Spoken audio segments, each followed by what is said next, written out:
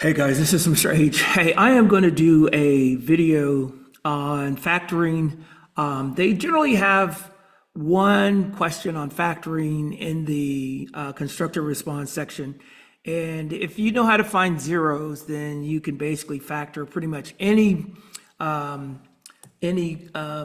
expression that they give you and ask you to factor. So I'm going to go through this and then I'm going to summarize. So I'm going to do 2 or 3 questions and then I'm going to summarize this. All right. First thing, it says factor 5x cubed minus 80x completely.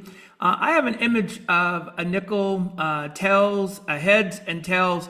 And the reason I have this is that when you're trying to factor, basically, if you know the zeros, then you can figure out the factors. And if you know the factors, you can figure out zeros. So basically, factors and zeros are basically the same thing or the opposite sides of a coin of the same thing. So let me just try to jump into this and show you. So first thing I'm going to do, is I need to find the GCF.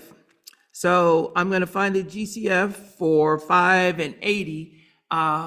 Now I'm going to use the calculator, but I already know that the GCF for this is going to be 5. So I'm just going to go here and I'm going to go get the calculator. I'm going to go to the main calculator screen and then I'm going to go menu. I'm going to go to number and then I'm going to go to greatest common divisor.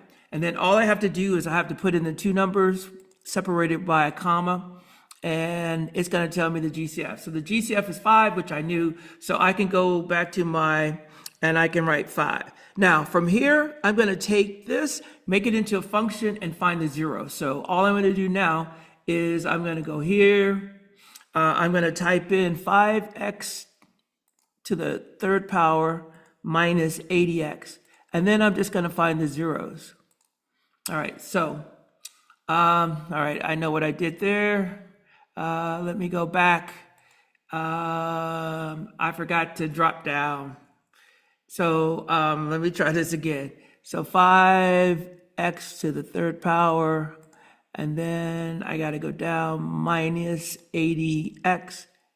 All right, that's better. Got 3 zeros. Let's find out what they are. So we just do menu 61. Okay, that's one of them. And then I'm going to do menu 61 again. Second one. And then I'm going to do menu 61 again. And here's the 3rd one. All right, so let me write these. So now I'm just going to go to my iPad or my graph paper, and I'm going to say x equals a -4 is 1 0, x equals 0 is another 0, and x equals a +4. Now, once I have the zeros, I know what the factors are. All I got to do is set these equations equal to 0. So I'm going to add 4 to this side, add 4 to this side, so it's going to be x plus 4 equals 0. This is already equal to 0, so I don't have to do anything. This one, I'm going to subtract 4 from both sides. I'm going to have x minus 4 equals 0. Now, once you've got those equations equal to 0, those are the factors. So it's going to be x. I took this one first. Then it's going to be x plus 4.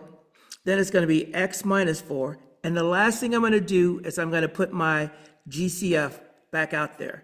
So this is the factored form. Now, the way you can check it is you can go in and you can type that. So I'm going to say 5x times, I got to put a multiplication, parentheses, x plus 4,